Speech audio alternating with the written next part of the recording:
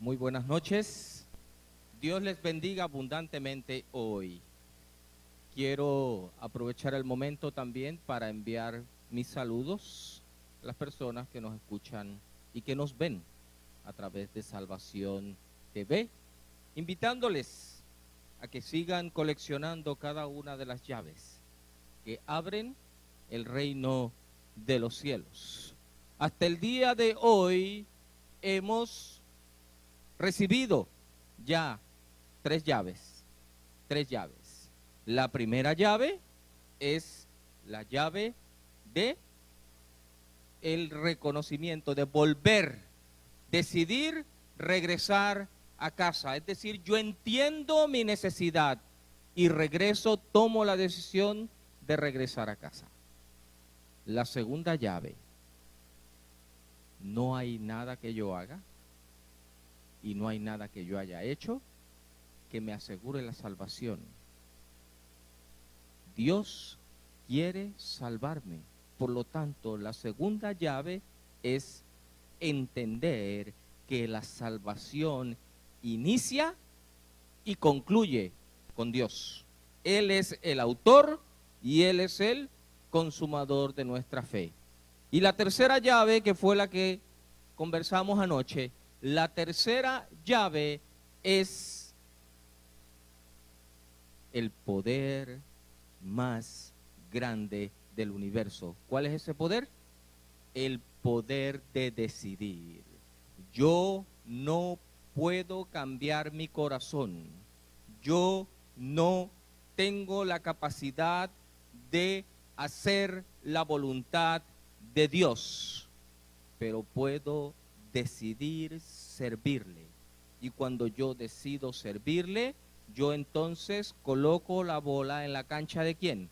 De Dios, porque Él es el que produce el querer como el hacer por su buena voluntad. Y vimos la historia de Daniel. Daniel siendo un muchachito, Daniel siendo un joven, en medio de las circunstancias más adversas, tomó una decisión. ¿Cuál fue? No contaminarme con la comida del rey. Y ya cuando era un anciano, ¿qué le dijo el ángel? Desde que tú empezaste a orar, yo fui enviado a ti para hacerte saber que tu oración fue escuchada porque tú eres muy amado para Dios. Hoy les dije que esa fuerza de voluntad, que no es de autodisciplina, que no es dominio propio, no, es la capacidad de decidir. Yo les dije ayer, pero ¿decido y ya me quedo tranquilo? No, para eso hace falta la cuarta llave. Y antes de avanzar con las llaves, quiero dejar claro algo. Las llaves las necesitamos todas, porque nuestras situaciones y circunstancias cambian cada día. Y hay momentos en que yo necesito volver a usar la primera llave, o la segunda, o la tercera, o todas. Así que eso es importante tenerlo en cuenta. Evangelio de Lucas, capítulo 5, nos narra la siguiente experiencia de Jesús. Y dice así, Lucas capítulo 5 y versículo 1. Cierto día, mientras Jesús predicaba en la orilla del mar de Galilea, grandes multitudes se abalanzaban sobre él para escuchar la palabra de Dios. Jesús notó dos barcas vacías en la orilla porque los pescadores las habían dejado mientras lavaban sus redes. Al subir a una de las barcas, Jesús le pidió a Simón, el dueño de la barca, que la empujara al agua.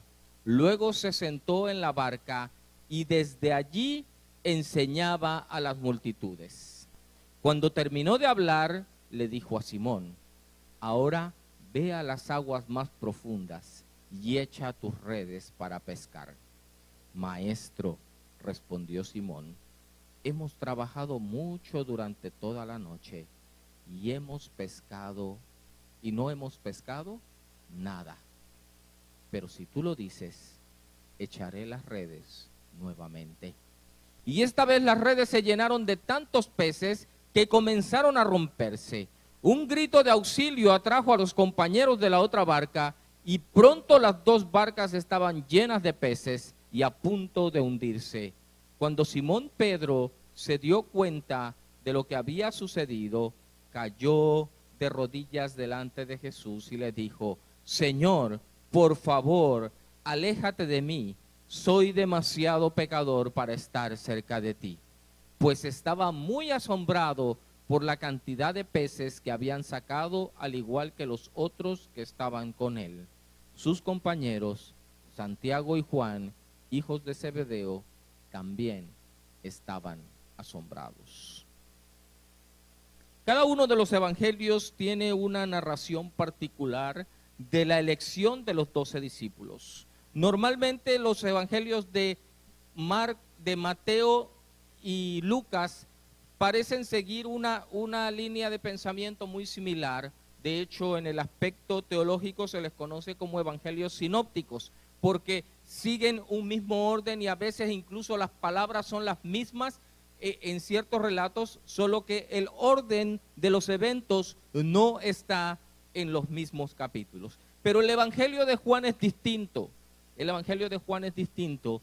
Y cuando uno estudia el evangelio de Juan y uno escucha a ese Juan el Bautista, no el apóstol, a ese Juan el Bautista predicando, y de pronto aparece Jesús caminando hacia él, y entonces él voltea a ver a la multitud que estaba alrededor de él y les dice: he aquí el Cordero de Dios que quita el pecado del mundo. Jesús es bautizado, sube del agua, y entonces se oye la voz del cielo que exclama: este es mi Hijo amado en el cual tengo contentamiento. Así que inmediatamente después de ese evento, cuando Juan identifica a Jesús como el Cordero de Dios que quita el pecado del mundo, dos de los discípulos de Juan empiezan a seguir a Jesús. Lean el capítulo 1 de Juan, ahí está esa historia. Por lo tanto, yo tengo la inclinación a pensar de que cuando este evento sucede, de las redes llenas de peces, ya Juan, Andrés y Pedro y Felipe eran discípulos de Jesús. Porque recuerden que Juan dice que estos dos lo siguieron y Jesús les dijo: ¿a quién buscan? Y ellos le dijeron: ¿dónde vives? Y Jesús les dijo: pues vengan y vean. Y se quedaron con él aquella tarde. Y dice que al otro día Felipe fue a decirle a Natanael: hemos hallado al Mesías. Y Andrés fue a buscar a Pedro, su hermano, y le dijo: hemos encontrado a aquel de quien escribieron la ley y los profetas. Pero de alguna manera, aunque ya empezaban a seguir a Jesús, no habían hecho un compromiso total con él. Y ayer estuvimos, el sábado por la tarde dijimos que para recibirlo todo hay que darlo ¿qué? Todo, hay que darlo todo. Muy bien. Así que Jesús está a la orilla del mar. Y dice que las multitudes lo rodeaban. Y me imagino que Jesús se iba haciendo para hacer más espacio para la gente, hasta que llegó un momento que prácticamente no le quedaba otra más que meterse al agua. Así que dice que vio allí dos barcas y usando una de ellas de plataforma, como estoy parado yo ahora, predicó desde allí. Y interesante porque Jesús siempre está rodeado de multitudes, pero Jesús no es un predicador de masas. Jesús es un hombre que busca a sus discípulos uno a uno, uno a uno. De hecho, las multitudes muchas veces representaban un problema para el ministerio de Jesús. Y al final del día, se fueron. ¿Recuerdan cuando alimentó a los 5,000? Y que Jesús voltea y les dice, ustedes vienen detrás de mí porque les di de comer.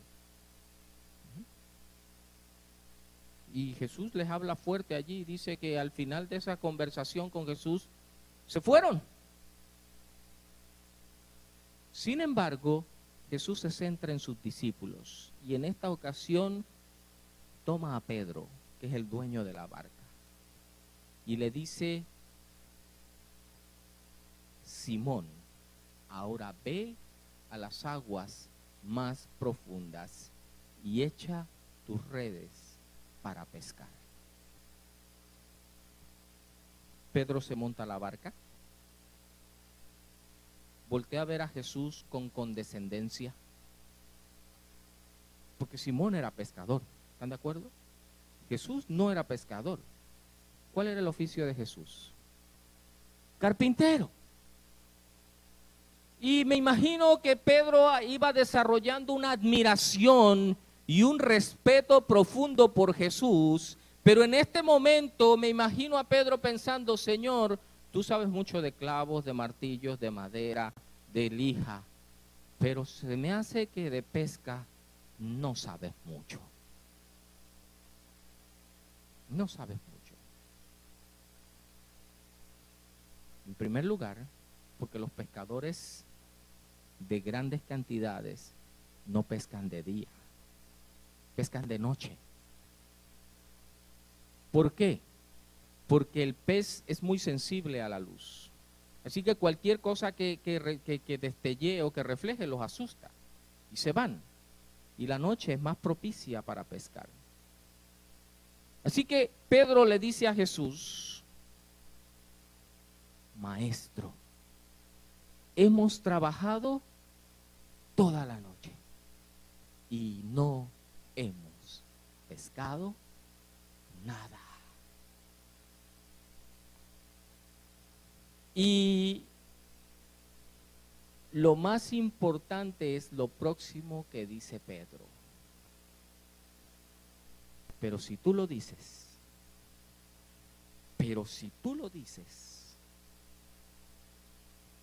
yo obedezco.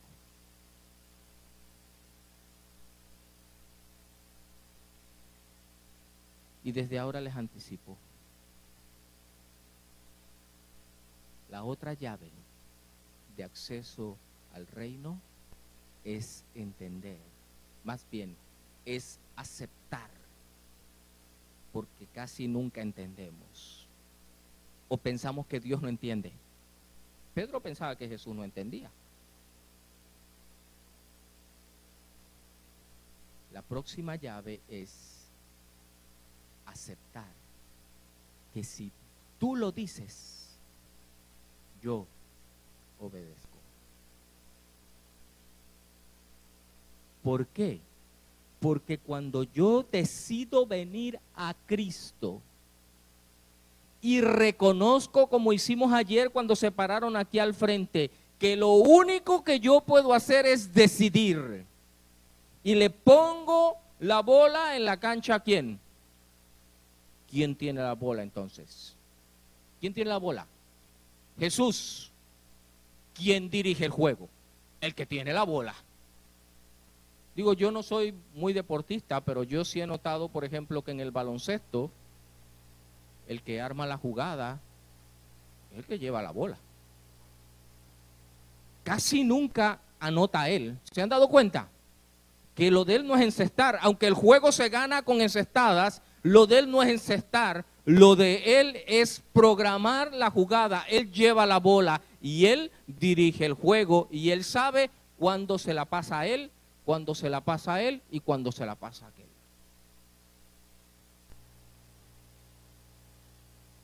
Por lo tanto, ayer nosotros nos paramos aquí diciendo, Señor, yo decido servirte.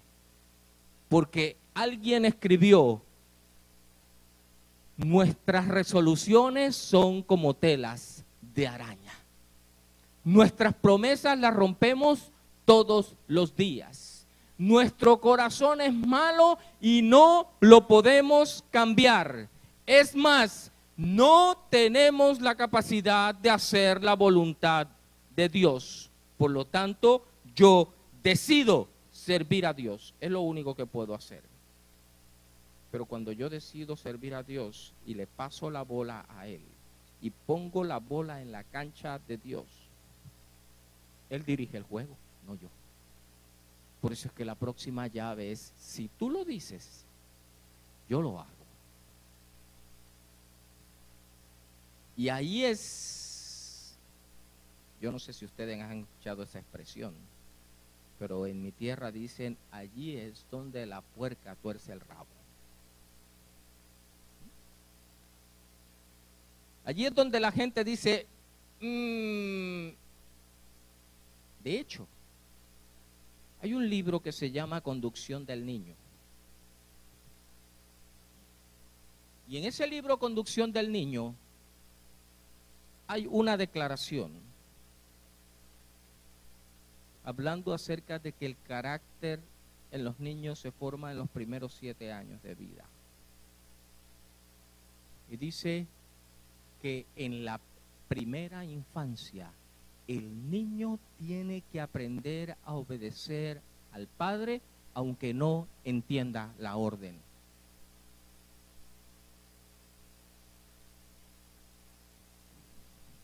Cuando mi hijo nació, esos primeros 6 meses de vida, yo pasé mucho tiempo con él porque yo acababa de llegar a Puerto Rico, así que yo tenía que hacer algunos trámites legales para poder trabajar en Puerto Rico. Por lo tanto, Olga estaba en la universidad y yo me quedaba, mientras Olga estaba en la universidad, yo me quedaba con mi hijo. Y yo le decía a Olga, estoy loco porque hable. Porque yo lo miro y él balbucea y digo, pero yo quiero que hable. Ay, yo no sabía lo que estaba pidiendo. Porque ese niño habló rápido, ¿saben? Pero no solamente habló rápido. Todavía, yo no sé, bueno, yo creo que ya no está, porque hace muchos años todavía teníamos una grabación. Estábamos en el parque de bomba de Ponce. Y el niño tenía menos de 2 años. Y entonces él se acerca, ustedes saben que hay una soguita ahí, ¿verdad? Una cadenita, no sé, no recuerdo ahora qué es. Que tú ves los carros de bomba ahí, pero tú no te puedes meter allá. Y estamos allí y el niño al fin empieza a... Y yo le digo, no te puedes meter. ¿Y saben qué me contestó él? ¿Y por qué? Tenía 2 años. Y su respuesta fue, ¿y por qué? Y normalmente cuando a uno lo sorprenden ese tipo de respuestas de los hijos, uno dice, porque yo lo digo, pues yo soy tu papá y punto. No te vas a meter y ya.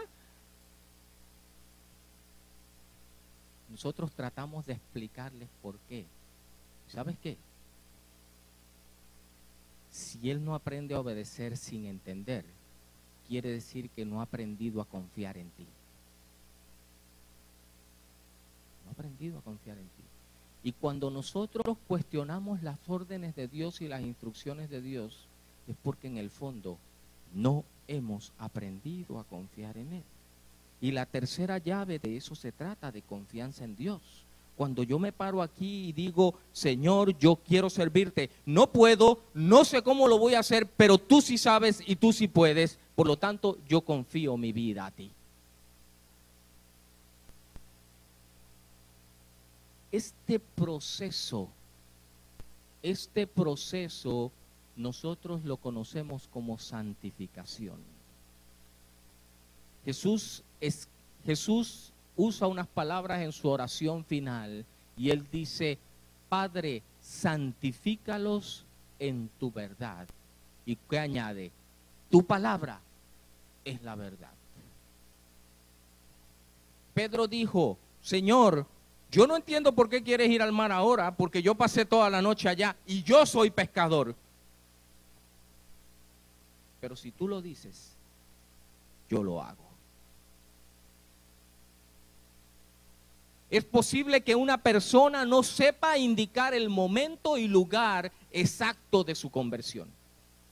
O que no pueda tal vez señalar la cadena de circunstancias que lo llevaron a ese momento, pero eso no prueba que no se haya convertido.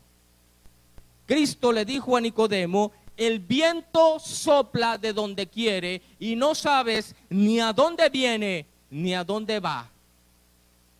Así es todo aquel que es nacido del Espíritu.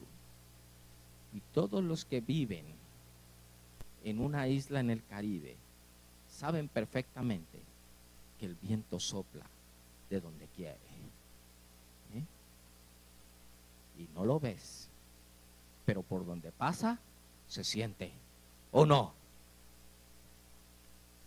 Así es todo el que es nacido del Espíritu. Aunque la obra del Espíritu es silenciosa e imperceptible, sus efectos se manifiestan en la vida del creyente. Cuando el corazón ha sido renovado en santidad,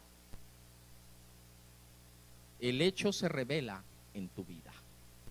Si bien no podemos hacer nada para cambiar nuestro corazón, ni para ponernos en armonía con Dios, si bien no debemos confiar para nada en nosotros mismos, ni en nuestras buenas obras, aún así nuestra vida demostrará si la gracia de Dios mora en nosotros o no.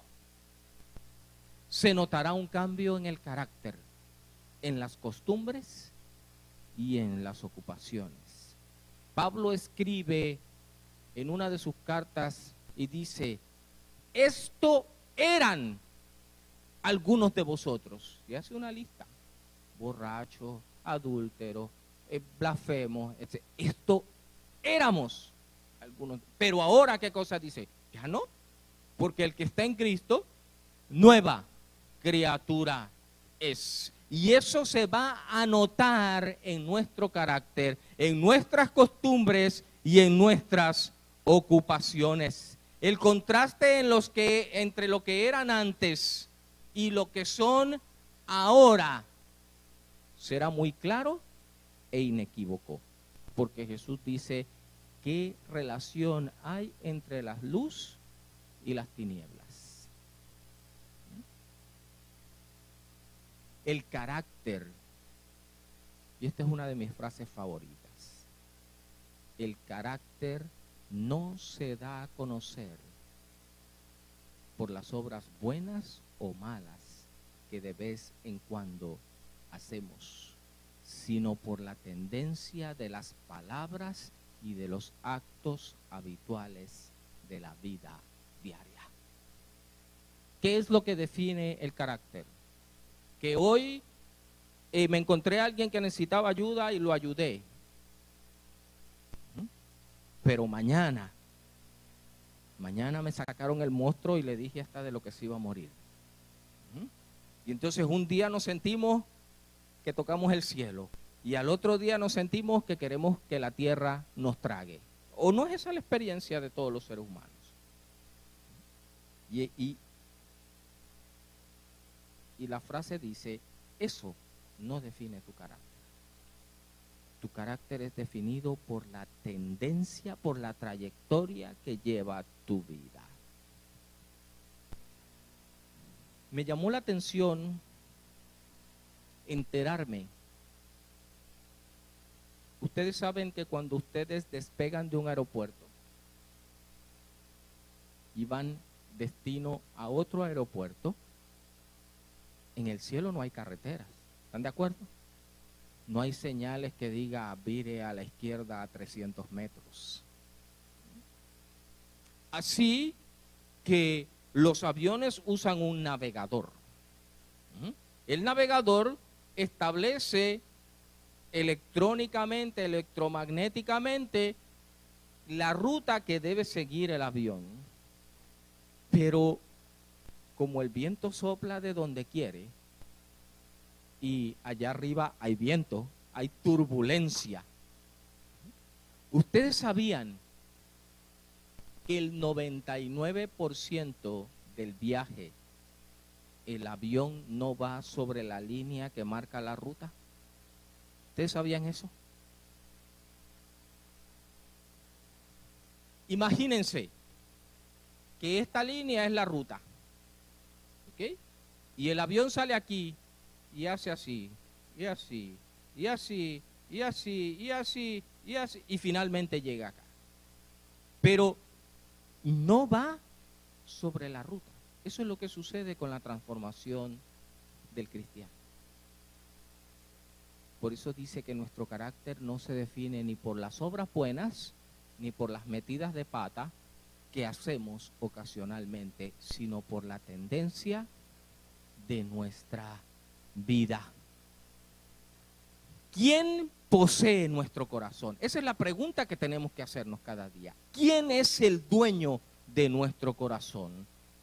¿Cómo sabes quién es el dueño de tu corazón? ¿Con quién están tus pensamientos? ¿De quién te gusta hablar? ¿Para quién son nuestros más ardientes afectos y nuestras mejores energías? Esa pregunta nos las tenemos que hacer todos los días.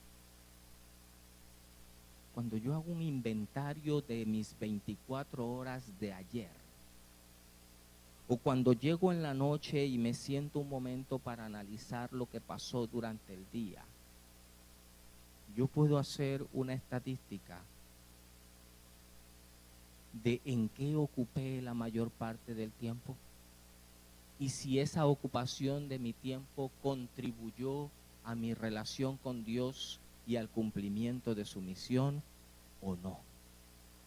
Y eso es lo que va modelando el carácter. Y eso es lo que va recreando en nosotros la imagen de Dios. Normalmente hay cosas de las que hablamos aunque no nos pregunten. Hace algunos años conocí a una persona que se dedica a vender aceites de motor y me convenció de que use en el cambio de aceite de mi carro su aceite. Y esa persona, donde quiera que yo me lo encuentre, él está hablando de las cualidades y las virtudes del aceite que él vende. Él está convencido de que lo que él vende es lo mejor que hay. Y no pierde oportunidad. Y un día me lo encuentro y empiezo y veo que está y le digo, y viene y me pregunta, pastor, ¿qué aceite usa usted en su carro? Digo, ¿para qué me pregunta si ya sabes, si tú eres el que me lo vende? ¿Usted ve? Y le decía al otro, no hay mejor que este.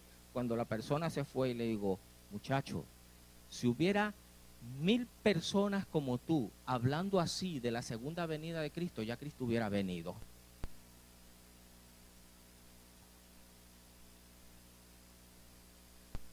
¿Con quién están nuestros pensamientos? ¿De quién nos gusta hablar? Si somos de Cristo, nuestros pensamientos están con Él. Y le dedicamos nuestras más gratas reflexiones. Le hemos consagrado todo lo que tenemos y todo lo que somos, porque para recibirlo todo, ¿qué cosa? Hay que entregarlo todo.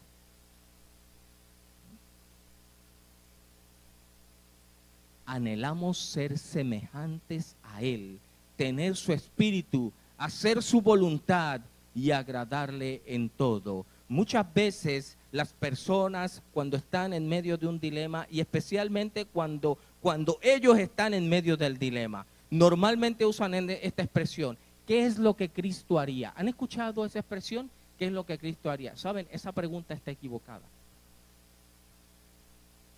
La Biblia dice, ejemplo os he dado para que sigáis mis pisadas, ¿sí o no?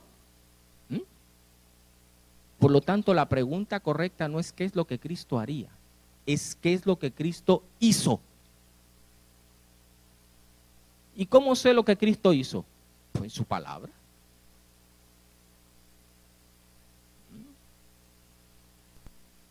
Nuestro deseo será agradarle en todo.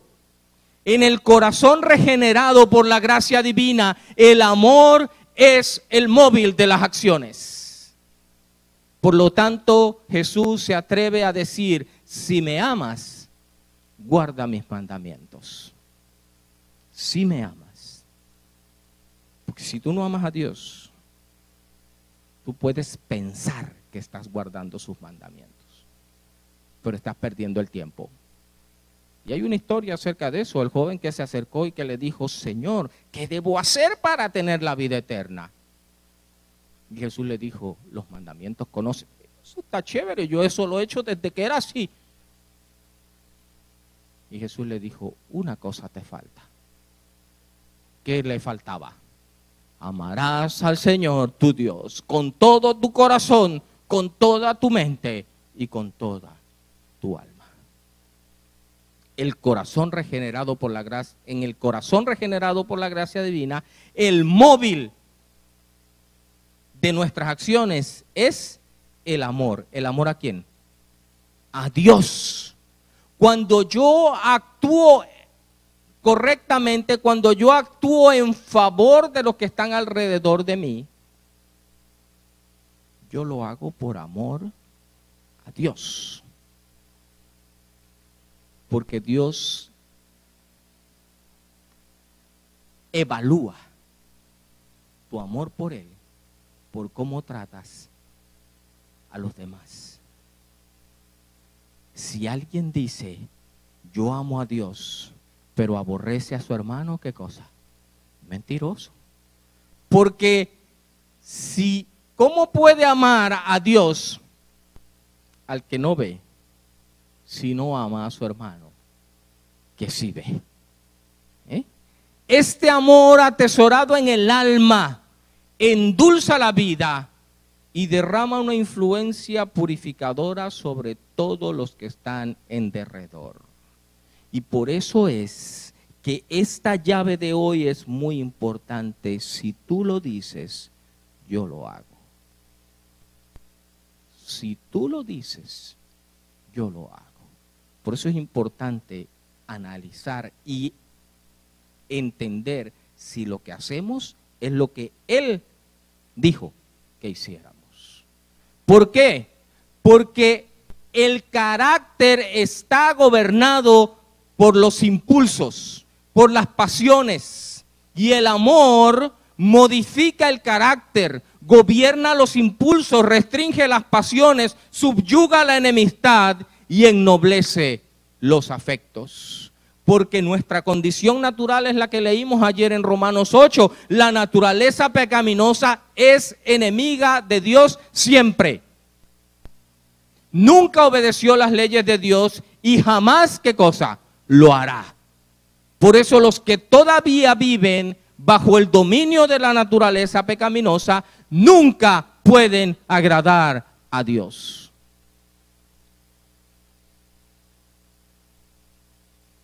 Hay dos errores contra los cuales los hijos de Dios, particularmente los que apenas han comenzado a confiar en su gracia, deben guardarse en forma especial.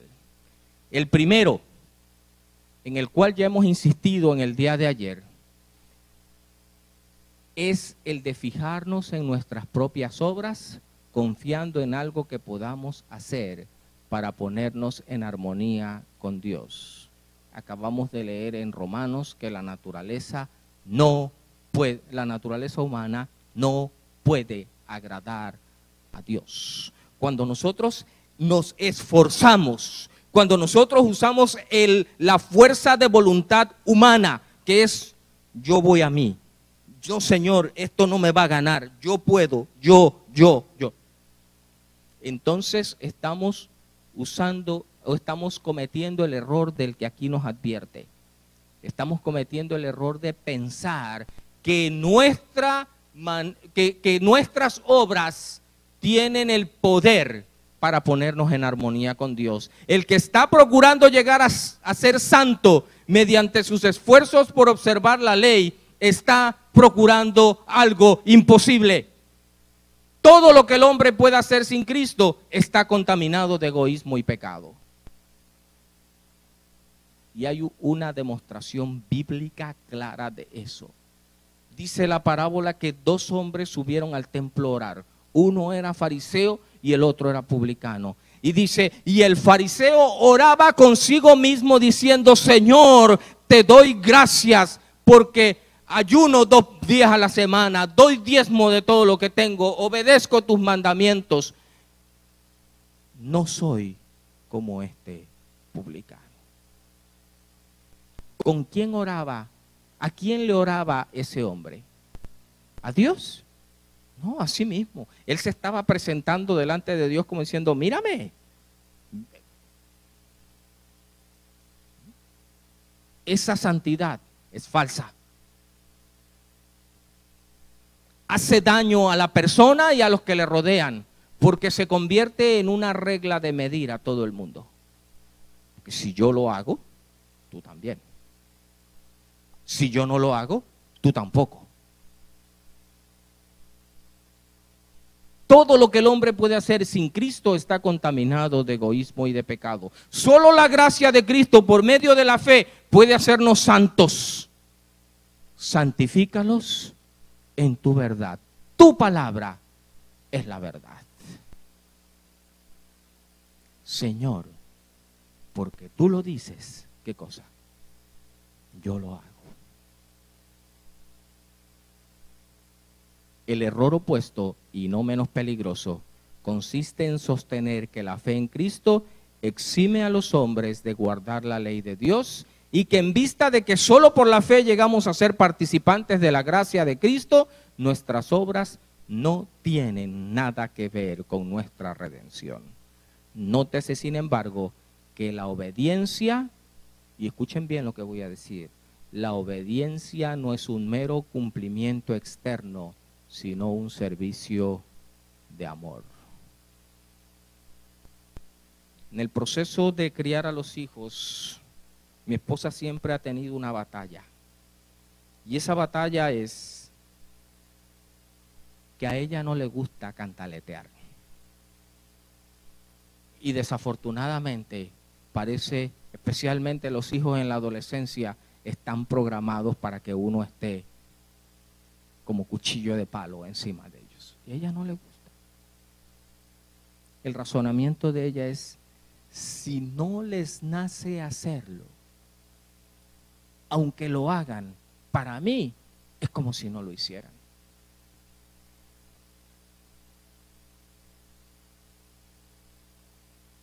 Y saben, Dios dice que la obediencia no es un mero cumplimiento externo, sino un servicio que de amor. Hay personas que han conocido el amor perdonador de Cristo y desean realmente ser hijos de Dios, pero reconocen que su carácter es imperfecto. ¿Cuántos reconocen que su carácter es imperfecto? Y su vida defectuosa. Y propenden a dudar de sus corazones han sido regenerados por el Espíritu Santo. Quiero darles una buena noticia.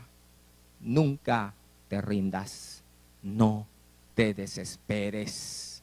No pienses que tu entrega a Dios es falsa porque te equivocas. No pienses que tu entrega a Dios no sirve de nada porque tu carácter es defectuoso. No debemos desanimarnos. Aun si somos vencidos por el enemigo, no somos nunca desechados ni abandonados por Dios. Cristo está a la diestra de Dios e intercede por nosotros. El discípulo amado escribe lo siguiente: esto os escribo para que no, ¿qué cosa? Para que no pequéis. Pero si alguno hubiese pecado, abogado tenemos para con el Padre, a Jesucristo el justo. No te olvides de las palabras de Cristo, y si tan solo estás dispuesto a entregarte a Él, entiende que el que comenzó en ti la buena obra, la terminará.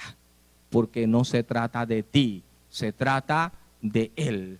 No se trata de tu poder, se trata de su poder. No se trata de tu fuerza de voluntad, se trata de su gracia, que es sobreabundante.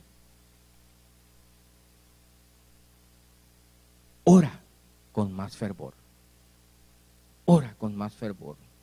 Cree implícitamente ¿Qué es creer implícitamente?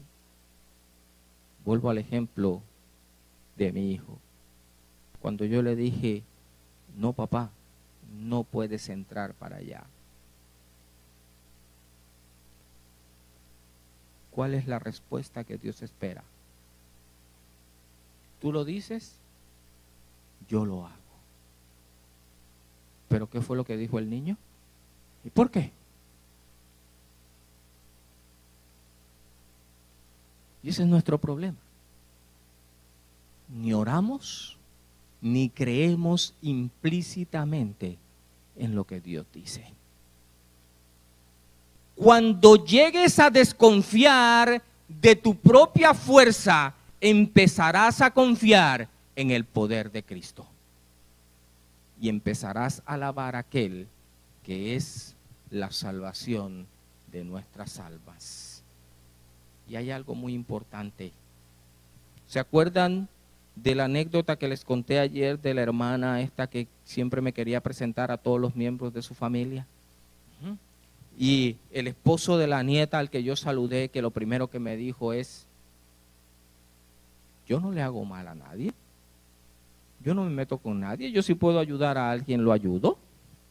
Yo no voy a la iglesia porque en la iglesia hay gente que hace peores cosas que yo y ahí están de hipócritas.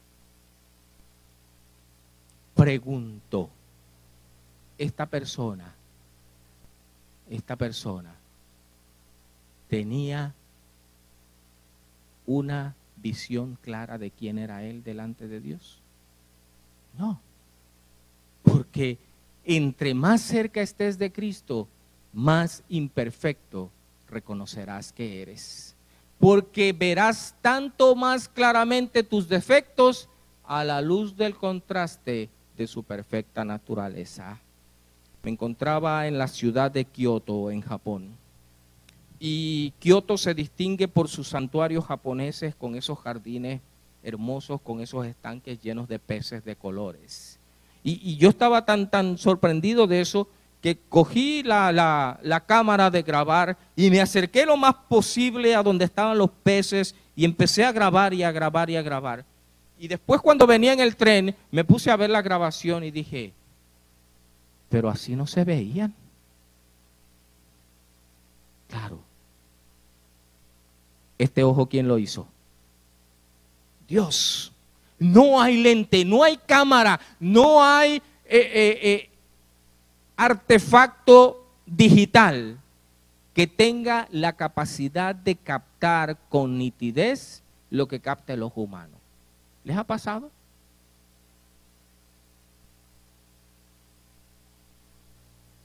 De la misma manera, cuando nos acercamos a Cristo y nos vemos, el contraste entre su vida santa y la nuestra nos hace hacer dos cosas. Número uno, alabarlo, porque su gracia nos cubre cada día. Y segundo, reconocer que Él es santo. Yo estoy en proceso. Yo estoy en proceso y seguiré en proceso hasta que Él venga. Y no quiere decir que no se van a ver cambios en mi vida. Y no quiere decir que mis acciones, mis actitudes, mis palabras y aún mis pensamientos no serán transformados. Sí van a ser transformados. Pero en la medida en que más me acerco a Cristo, más evidente es que todavía me falta mucho.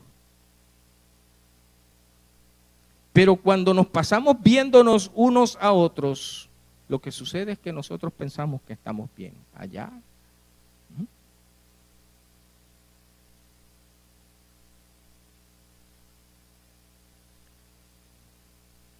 La luz hace el contraste entre su perfecta naturaleza y la nuestra. Entre más estamos cerca de Cristo y más notamos nuestra condición, esta es una señal de que los engaños de Satanás han perdido su poder y de que el Espíritu de Dios nos está despertando. Y usted dice, pastor, ¿cómo así? No entiendo. Usted me dice que entre más me acerco a Cristo, más claro veo cuán imperfecto soy. Y me está diciendo que esa es una señal de que estoy creciendo, de que Satanás ya no tiene poder sobre mí. Sí, esa es una señal de que estás creciendo, porque ahora tu foco es parecerte ¿a quién? A Cristo Jesús. Y entre tú estés empeñado en imitar a Cristo y en seguir a Cristo, entonces el enemigo va perdiendo poder sobre tu vida. No puede existir amor profundo hacia Dios en el corazón que no comprende su propia pecaminosidad.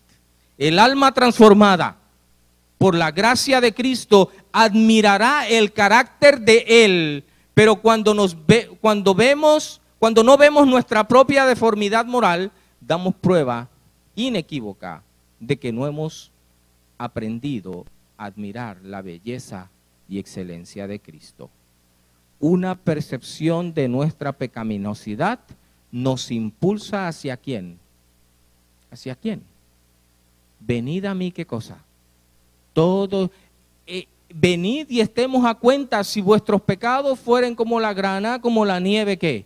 Serán emblanquecidos. Una percepción de nuestra pecaminosidad nos impulsa hacia aquel que puede perdonarnos. Y cuando comprendiendo nuestro desamparo nos esforzamos por seguir a Cristo, Él se nos revelará con poder.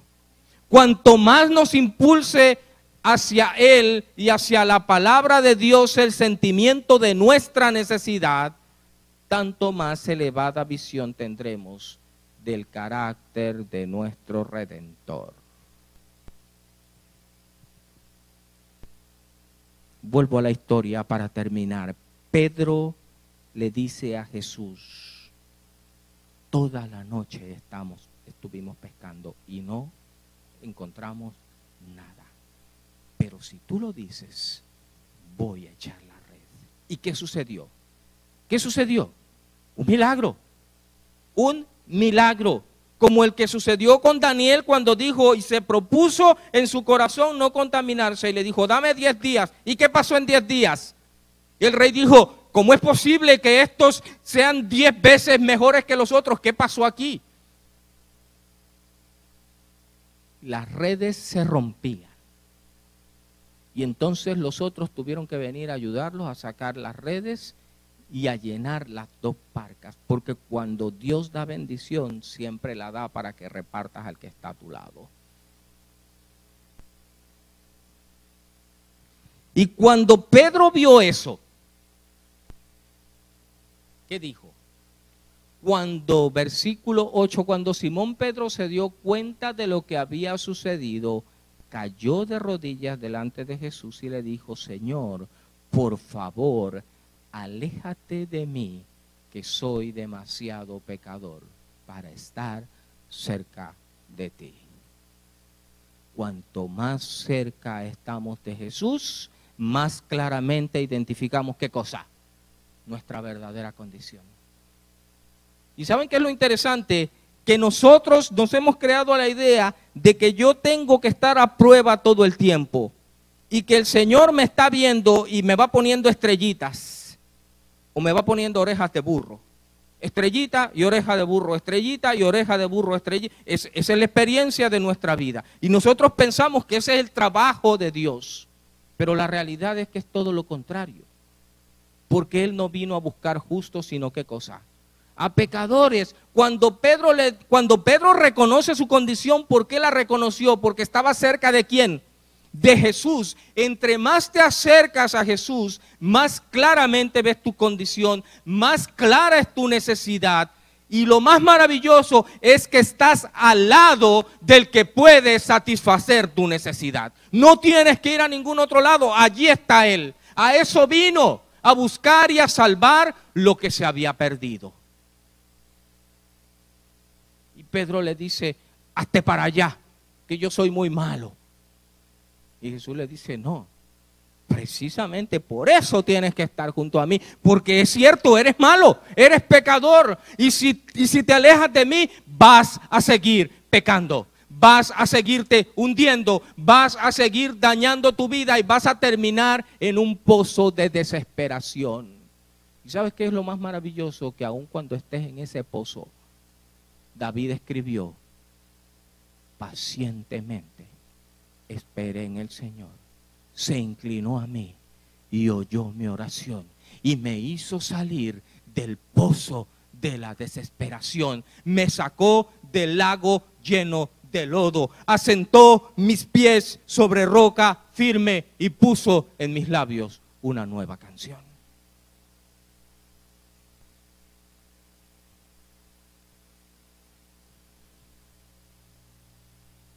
Tres lecciones de hoy.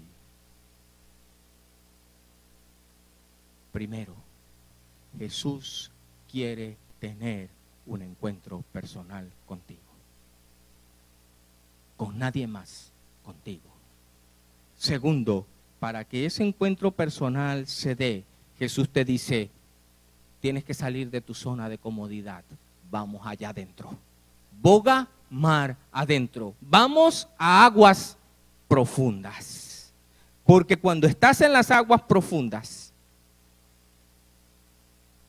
tienes que aferrarte a Él. O te ahogas. Y la tercera, si Él lo dice, yo lo hago. Si Él lo dice, yo lo hago.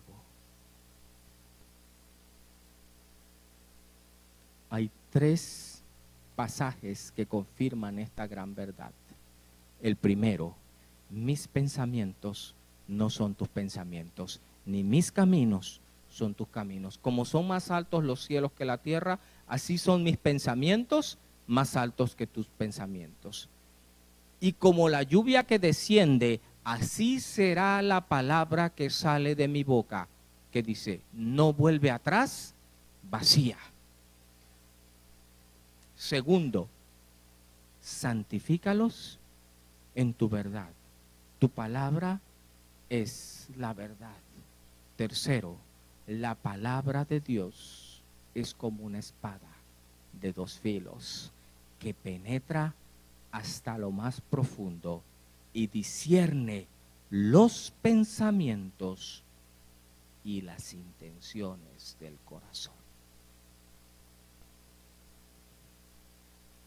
Por eso es que la palabra de Dios es viva y es eficaz.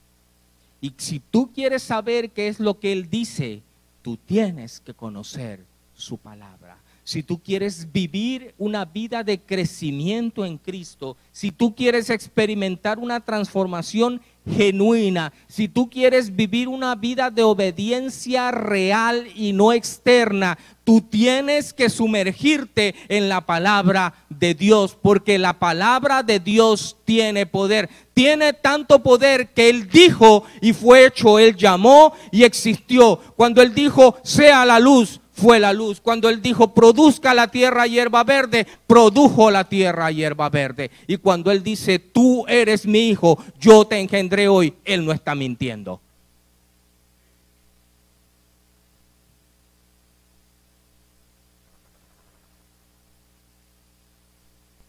Yo debo terminar. A ti que me escuchas o que me ves a través de la televisión o de la computadora, a ti que estás aquí frente a mí ahora, solo te digo lo siguiente. Hoy te invito a que recojas la cuarta llave. ¿Sabes qué dice esa llave? Si tú lo dices, ¿qué cosa? Yo lo hago. ¿Quién es el primero que va a recoger la llave? Que entiende que su vida de crecimiento en Cristo depende de ser santificados por su palabra. Por lo tanto, si tú lo dices, yo lo hago. Porque a partir de mañana, yo te voy a empezar a dar las llaves que emanan de su palabra. Esas llaves que te van a hacer conocer qué es lo que Él dice y que tú tienes que hacer para entrar al reino de los cielos. Vas a venir hasta aquí y le vas a decir, si tú lo dices, yo lo hago. No es cuando lo entiendo nada más. No es cuando me gusta lo que dices. No es cuando me conviene y se adapta a mis intereses. No, es porque tú lo dices, aunque no lo entienda, aunque implique ir contra la corriente. Si tú lo dices, yo lo hago. La llave está aquí. ¿Dónde está el primero que va a recoger la llave?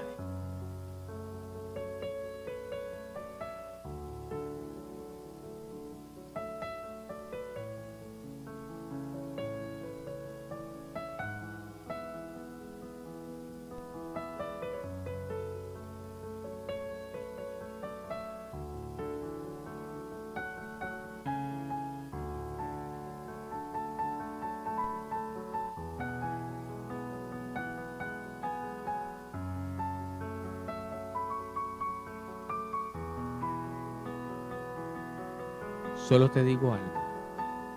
Si tú recogiste la llave de ayer y no recoges la de hoy, perdona lo que te voy a decir, pero estás haciendo el avance de Juan Bobo.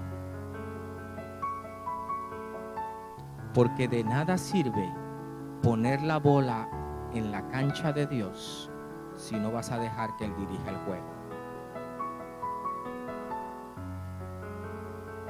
Si tú entendiste que tú decides servir a Dios porque es lo único que puedes hacer, tú le estás poniendo la bola en la cancha a Dios. Pero hoy tú tienes que dejar que Él dirija el juego. Si tú lo dices, yo lo hago. No excuses. Dicen los americanos, no strings attached. Es así, simple y llano. Tú dices, yo hago. No hay preguntas. No necesito entender. Necesito aceptar que las llaves del reino las conoce el dueño del reino. El que sabe qué puerta abre cada llave es el que puso las cerraduras. ¿Nunca se ha equivocado de llave?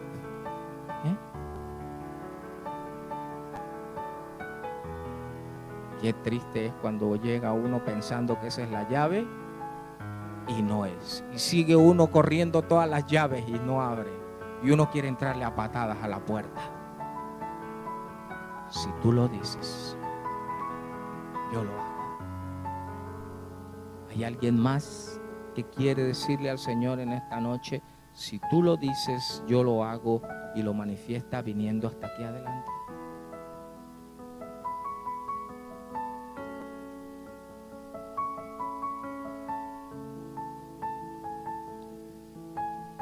Padre Celestial,